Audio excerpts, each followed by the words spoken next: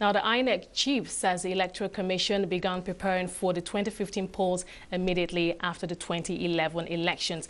Joining us in the studio to discuss this, that's the preparedness of INEC since the last voting exercise, is Austin Tam-George. He's Executive Director at the Institute of Communications and Corporate Studies. We also have in the studio with us Ayo Obe, partner at Ogunsola Shonibare Legal Practitioners. She's a legal practitioner. Thank you so much for taking the time out to join us. Austin, let me start with you. Now, INEC has had, 4 years since the last election? Yeah. And of course, that has been one of the major issues, INEC's preparedness. Yes. Would you say, I mean, given all the issues that have come up, I know that new technology is actually being employed in this particular election. Yes. But what is your assessment of how INEC has prepared for this big day? Well, I continue to be dissatisfied with the level of preparation of INEC. I think that this election is not coming to us as a surprise. Since 2011, we already knew that there would be an election in 2015. People who were 14 years old in 2011 are already 18 years old now. And so INEC cannot afford to be episodic in the way they look at these elections and the processes. They need to be able to constantly update their data, try to make sure that whatever new technology that they have has already been pre-tested before the election day. What we have, the sense that I get following the process so far is that INEC has not fully risen to the challenge. At the time I left my house this morning to come to the studio, it was already 1 hour behind schedule. The accreditation hadn't started. I just fear that this shouldn't be the beginning of a logistical nightmare, because we think that INEC ought to be able to test out all of these things before now. But the sense I'm getting is that we need to see them rise to the occasion, and so far I'm not satisfied. I think that INEC needs to rise to the challenge, the logistical challenge that the election presents, because they've had, as I said, 4 years to prepare for this, and so far the sense I get is that they seem to be taken by surprise. So Ayo, let me ask you this. I mean, these recurring issues, why do we keep having these recurring issues? What is it? Is it a matter of funding, or is it government interference? What is it? Well, INEC had not made any public complaint about funding, but I think it starts from a feeling in INEC that we don't need to aim for 100%. When Professor Jega was challenged about his assertion that INEC was ready for the elections on the 14th of February, he said that they would have been satisfied with a 65% distribution of the permanent voters' cards, and they had in fact achieved 67%. So already you are not shooting for the moon, and then it's therefore not very surprising if you don't even clear the hills. Professor George mentioned the issue of people who were 14 in the last election. You would have expected that continuous voter registration meant continuous. But we discovered that actually it was at 5 minutes to midnight, so to speak, that INEC started registering voters. And of course, many people didn't even get registered. So the problems we're facing now are actually even with relation to the ones who were lucky enough to get registered. I agree. I think that we should hold INEC to a higher standard. I think that's what we're trying to do. Can I ask you to compare the preparatory period in the run-up to 2011 versus the current period that we have in the run-up to 2015?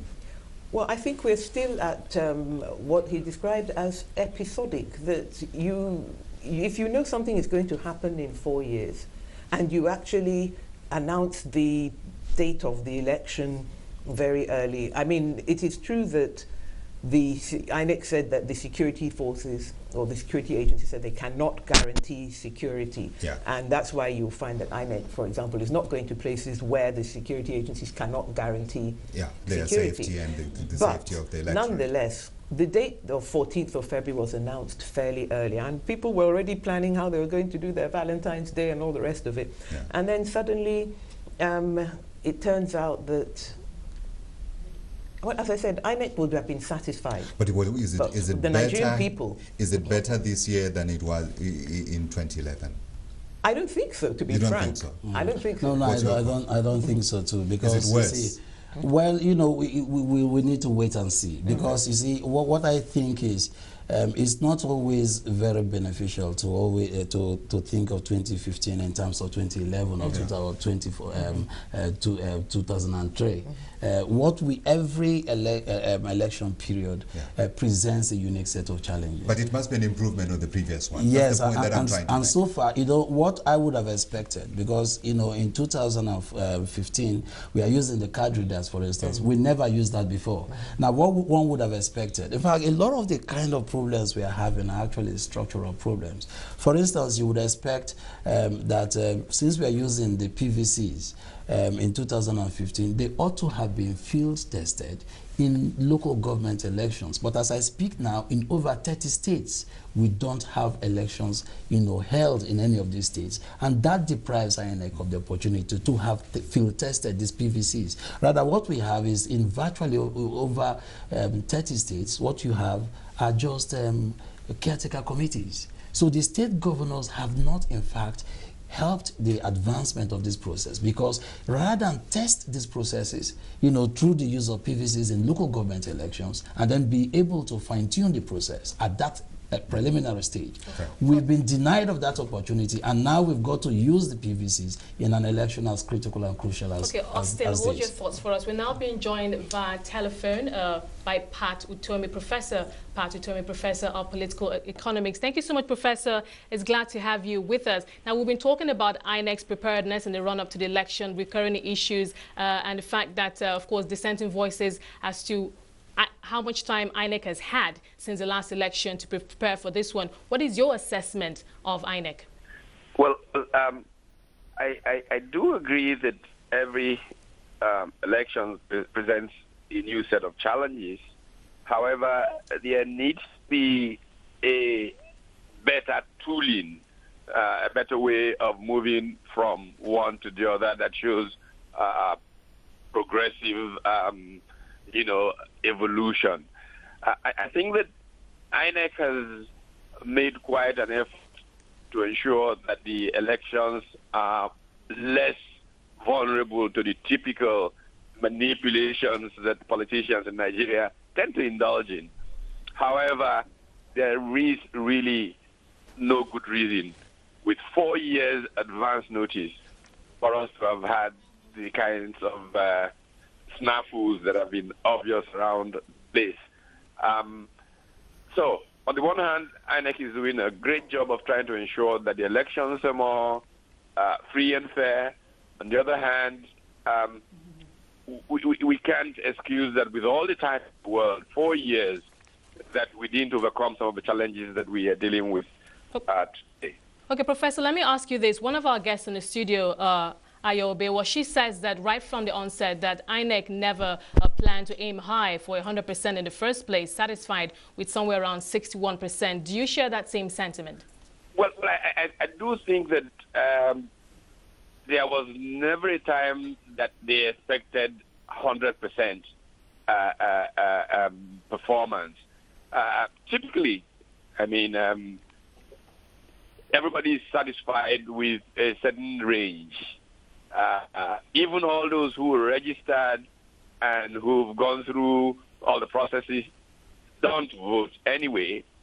In even the most advanced of democracies, it's a small percentage of people who determine really who is elected. So I think that it was not unreasonable for INEC not to expect 100%. The question was, what then made it so problematic? And my view is what made it so problematic was that there was some panic in the part of incumbents that then pushed to blaming INEC for not being as prepared, because I'm going to assume that government had continuous briefing on what INEC was doing. INEC is a part of government. One of the things that I found really amusing by this process, in this process, is the fact that the government kept going after INEC as if it was a kind of a distant body. Ultimately, government is responsible for the performance of INEC and must take responsibility for it.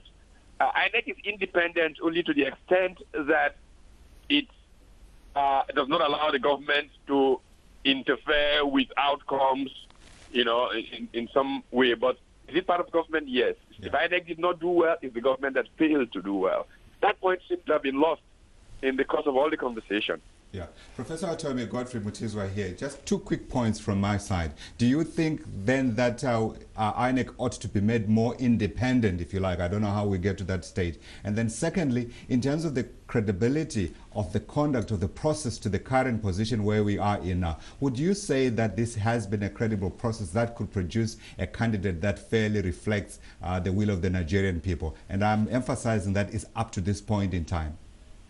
Yes, I will say, and this only rests on the fact that INEC was fortunate to get a few good people in its team, that it can be considered generally credible because of the credibility of individuals who are putting their entire careers on the but yes, the process could insulate them some more from interference.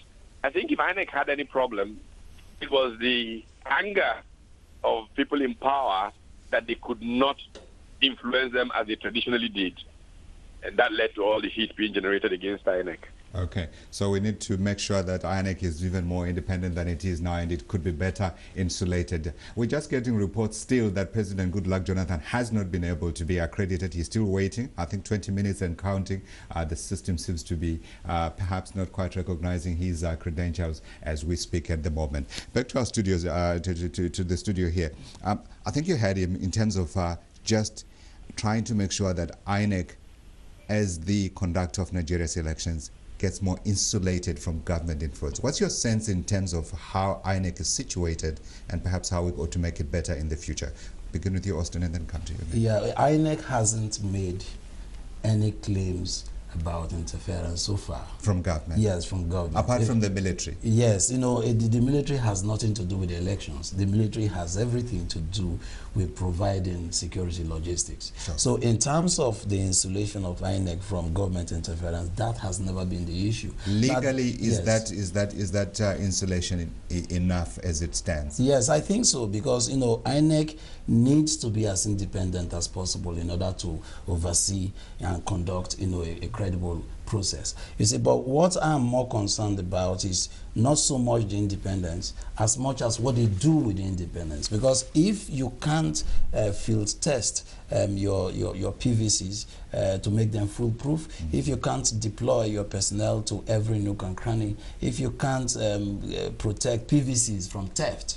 I was just discussing off camera with Mayo here, you know, about what happens if people's PVCs have been stolen due to no fault of theirs. These PVCs, remember, are sensitive materials in INEC's custody. Now, if these PVCs have been stolen, what does a potential voter do? INEC doesn't seem to have a response for that. Yeah. And this is not the responsibility of government. This is the responsibility squarely of INEC. And it seems to me that INEC hasn't been able to foresee all of the kind of logistical scenarios that might play out in a process like this. Quickly, Aya, do we fault Mr. Jega here? No, Mr. Jega had never, in fact, he was almost too intensely relaxed about the issue of projecting, I am not being interfered with, I'm not under any pressure. So despite those demonstrations and so on, he himself said that he was not affected by them. So I don't think that, I think that the independence at the end of the day is a state of mind. Even under military dictatorships, if the electoral umpire has decided to be independent, the worst that will happen is that they will be removed. Okay, so we have an electoral body that has all that it requires. I don't say that it has all that it requires, but in terms of independence, it has the capacity to actually come out and say if it does not have what it requires. So is this what we're going to look forward to in the next election? I think that I think that we cannot at this stage condemn the election. I'm not condemning the election. It's a late start, there's no doubt about it. Sure. There are some hiccups. And apart from the state independent or the local government elections, there were some governorship elections where they had a chance to test the system. Just two quick items, breaking news. As we say, in social media, it's absolutely fantastic. It's allowing us to have a look at what the country is doing. So President Goodluck Jonathan has finally been accredited. Hallelujah. So he'll be able to vote for his favorite person to take over Aso Rock. And then secondly, there's been an explosion we're hearing from the Vanguard newspapers. They are saying there's been an explosion at a polling unit in Enugu, and people are breaking for cover. So interesting things that are happening. Hopefully this is one isolated incident that does not translate into a pattern that we see as we continue to cover Nigeria's elections 2015. Indeed. Well, we'll take a break at this point. Of course, so many more issues to discuss ahead of on this special coverage. That's in Nigeria 2015 election. Welcome back. Now, with just days before voting, INEC announced 80% of registered voters have received their permanent voting cards. Now, we're still being joined in the studio by Austin Tam-George, Executive Director at the Institute of Communications and Corporate Studies. We also have a legal practitioner with us, Ayo Obey. She's a partner at Ogunsola Shonibare Legal Practitioners, still here in the studio with us. Thank you so much for sticking around for us. Now, we've had, according to INEC, 80% of registered voters have received their PVCs, but we still hear a large number, 12 million, still yet to collect. Obviously, it's too late for that to happen. Yeah. So, I mean, talking about this huge number of people who have been disenfranchised, and I mean, we had new technology being introduced, talking about the card readers, and we also hear that these card readers were not even tested in some states. So, how much of a challenge is that going to be for this process? Let's start with you, Austin. It's a major challenge. It's a major challenge. If you have 12 million people who are willing to vote, not voting because INEC hasn't been able to reach them, you are talking about half the population of Ghana. That's a major problem. And I think that all of these things could have been anticipated because we had 4 full years to prepare for this. My sense is that INEC either took this for granted or what we are seeing is just beyond incompetence, because how could you possibly have 12 million people not being able to vote? I know that unlike in Australia, for instance, where voting is compulsory for every citizen, in Nigeria, people could collect their PVCs and not be able to vote or be willing to vote. But at least the constitutional responsibility of INEC is to make sure that those who want to vote have their PVCs to vote. And the situation we have now as we speak on election day is that 12 million people do not have the PVCs. That's on the one hand. On the other hand, even those who have PVCs and slightly moved from the places where they registered are not able to vote. In discussions with INEC officials, we've seen analogies being made between the PVCs and the bank ATM cards. You see, but the bank ATM cards are a lot more dynamic in their usage. You can use them wherever you are. If I move from Lagos to Enugu or Abuja, I'll be able to use, yes, or even the UK, I'll be able to use my bank ATM card. But you don't get that sense of dynamism with the PVCs. If you don't use it in your polling unit, you won't be able to use it at all. Are you condemning it? Yes, I am condemning it because I think that we had every opportunity to test drive this thing long before today, and we would have been able to dynamize the technology in such a way that even I have a lot of friends who are not in Lagos now, but who are offshore, working offshore. They registered in Lagos, and because they simply moved from one location to the other, they have their PVCs, but they are not able to vote. I think that the technology should have been dynamized in such a manner that people could vote wherever they are, so long as they do it once after accreditation, despite the location where they find themselves. Yeah. Let's bring you in, Ayo, here, because you are an observer, actually. You have been accredited, yes, but I think watching the military in particular. No. We're watching the security agencies, and mostly at polling stations. Right. It is the police. What have you seen so far? Well, I need to respond to a little bit of what he said, because I think that what we can say is that 12 million cards have not been collected. That is not the same thing as saying that 12 million people are not able to vote. Because we don't know why those 12 million cards have not been collected, whether it is they don't exist, people don't actually exist, whether it is so we really don't know. Could there be duplicates? I'm worried now. We can't put a figure on it, and because INEC did not adopt a policy of going from door to distribute cards, which they could have done, then we can't say actually that So you're saying it's not a big factor? No, it's a factor. It's definitely a factor, but we can't put a figure on it. Okay. I also think that we should remember, as I said, INEC sets its bar quite low. But the bar that has been achieved so far is certainly higher than at any previous election in terms of the number of voters who are able to vote. So I think equally we have to remember that there's never been an election where you can, in Nigeria, where if you don't turn up at your polling station, you can vote. The technology may eventually allow for that, but at present, no. And I remember in 2007, when the first issue of electronic identification of voters came up. I remember I was working with the National Democratic Institute's office in Abuja.